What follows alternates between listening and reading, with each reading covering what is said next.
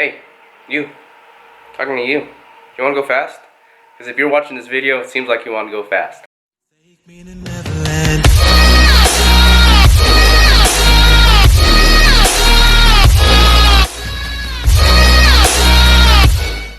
Here we are.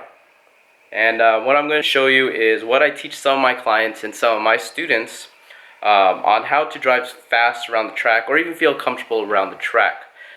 So, basics. Number one is going to be seating position. Seating position alone is very important because one, you have to feel comfortable in the car and what you're driving, and also still be in control of the vehicle. So I have my MR2 here. I got the tops off.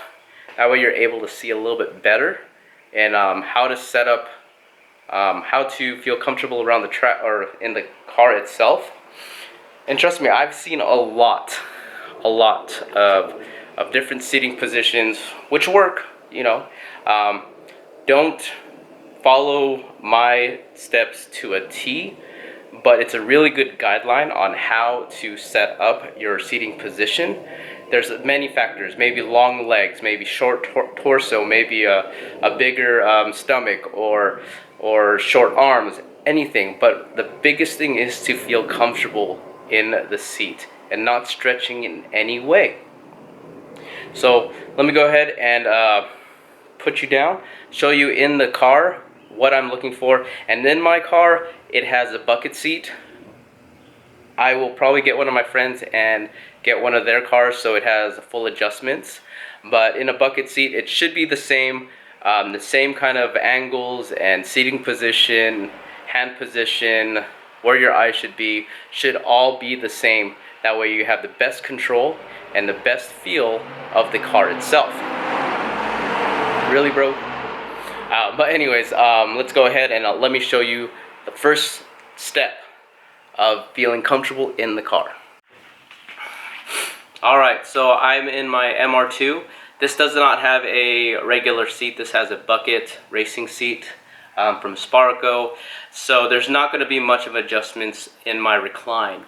But the recline is still up to the driver themselves to feel comfortable, but we don't want to lean so far back where we're stretching with our hands, okay? But our first thing, like I said, seating position is key to feel comfortable and have the most control and feel everything around the car. So let's go ahead and get started.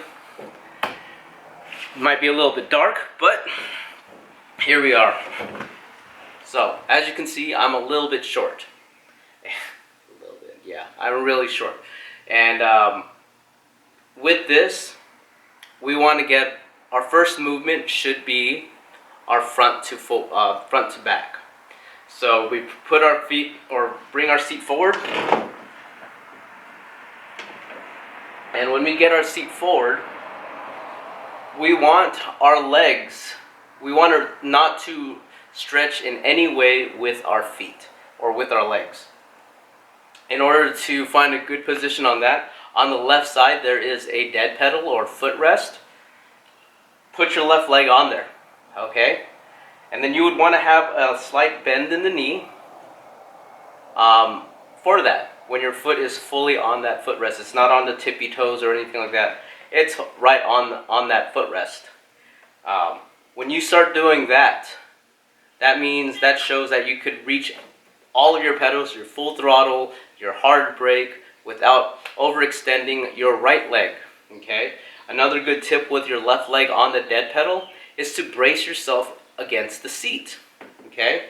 With this, look at that, I'm pushing myself against the back of the seat, all right?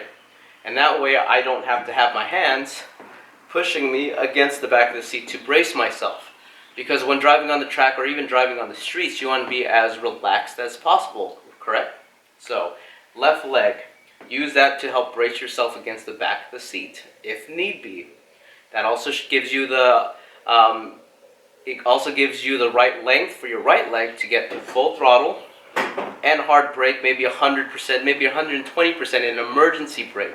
So you're not stretching in any way. The second movement that we want to do is our recline. Recline, since this does not recline, I'm almost straight up. which is perfect for me. You want to be not too far forward where you're like driving like a T-Rex. You don't want to be so far back where when you're putting your hands on the steering wheel that it is that you're not overextending your hands. A lot of people that I've seen will do this. Oh, there's my hands, there's my wrist. If there's a break in the wrist, that's perfect. That's not necessarily right, because a lot of people will still do this, put their hands over, lean back again, and then put their hands on the steering wheel.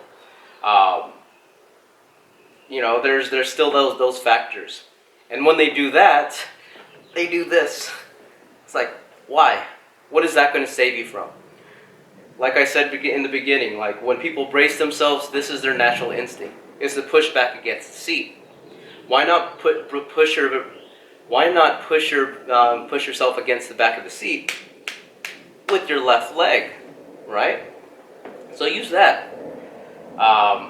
So you want your recline, your back position, so you're able to put your hands on the steering wheel at 9 and 3 with almost a 90-degree bend in the elbow. 45 is fine, somewhere between 45 and 90 degrees. That gives you the best position on the steering wheel. And you're able to go up to 180 degrees without moving your hands until you want to go hand over hand. I'll show you that in another video about hand over hand. But hands at 9 and 3. It's not at 10 and 2 like we all learned from our parents. It's not one-handed on the steering wheel. Hands at 9 and 3. That gives you the most control, like I said. Also, with your hands at 9 and 3, there's kind of a few reasons why 9 and 3 is there. Is because let's say you wanted to upshift or downshift if you have a paddle shift car. Your hands, your fingertips are right there for those gear selectors, for the right hand upshift, left hand downshift. If you're at 10 and 2, you're going to have to move your hand down, do your upshift or downshift, and then you're going to end up putting your hands back at 10 and 2. That's a movement, that's an extra movement that no one needs. Especially if you're driving to the limit or if you're performance driving or anything like that. If the manufacturers wanted you to drive at 10 and 2, they would have all your buttons right here at the 10 and 2 spot. But in fact, they're all at the 9 and 3. Thumbs go into where the spokes are. That way you can play with your buttons, your volume control, everything like that, and also touch your paddle shifts. And if you keep your hands at 9 and 3, and let's say you're doing hand over hand technique, you will always know where your steering wheel is and always know where straight is, right? If I turn all the way to the left, let's say I turn all the way to the left, right, and I go back here at 9 and 3, my hands are straight, that means the steering wheel is straight, that means the wheels are straight. If I'm doing this, if I'm shuffle steering or anything like that, and I want to go back to straight, you're going to be doing this and then try to find out where straight again is, where straight is again. So 9 and 3. Like I said, you're able to go up close to 180 degrees in both directions without taking your hands off the steering wheel.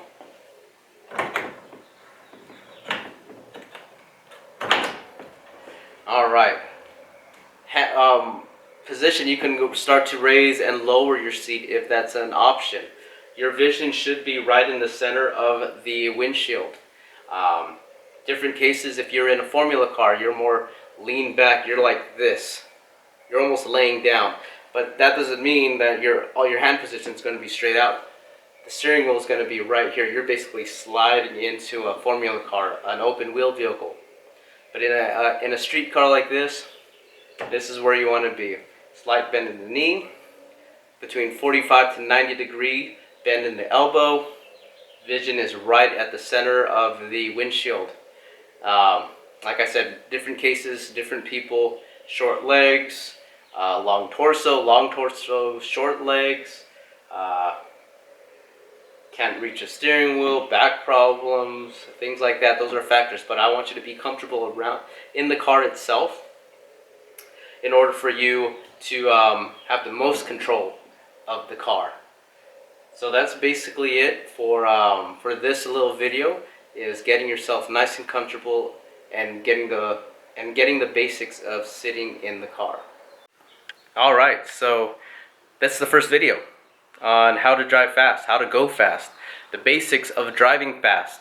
And you can always use these techniques, the seating position, while you're driving on the streets itself. It's not only for track, it's not only for performance driving, it's for all around general. But don't try to take it to the T, because there's also different people, different sizes of people, leg length, arm length, torso lengths. So do what feels comfortable. But if you can, if you're able to, in the vehicle that you're in, slight bend in the knee for your feet, so you're not stretching in any way. 45 to 90 degree bend in the elbow, with your hands positioned at 9 and 3. That way you have the best control, the best feel of the steering wheel. And also your vision should be right at the center of the windshield. And always remember, try to use that left leg to brace yourself against the back of the seat. I'd rather have your legs fatigued than your arms fatigued. That way you can still control the vehicle if in a situation where you're tensed, nervous, things like that. Your upper body will be more relaxed. And remember, this is more of a guideline, not follow it to the T, like I said. And I love teaching people. This is what I do for a living for the past 7 years. I've been in motorsports for close to 20 years now. And doing those kinds of, putting people in the right seating position and teaching people on how to go fast around the track, and also driving on the streets and how to prepare for that. The more you know, the better, right? So on the next video, I'll talk about maybe about the shifting, maybe about hand over hand also. That way, it gives you a different sense or a different idea of how to steer and how to shift. Theories about why I'm doing things like that, and what I've been learning also as being a driving coach and an instructor, and being in the motorsports and racing, things like that. It just gives you another outlook on the theories of everything. I love what I'm doing. So if you have any questions, comment below. I would like to engage you guys if there's any questions about that. If you like more content like this, like it. And once you like it, once I see much likes, I'll go to the next video, and then so you can subscribe, and then you'll get to the next. You'll see the next video on how to go fast, the secrets of going fast. At the last one, it's going to show you what the real secret is, because it's a secret, but not a secret. Everyone talks about it. So, till the next video, see you later. Peace.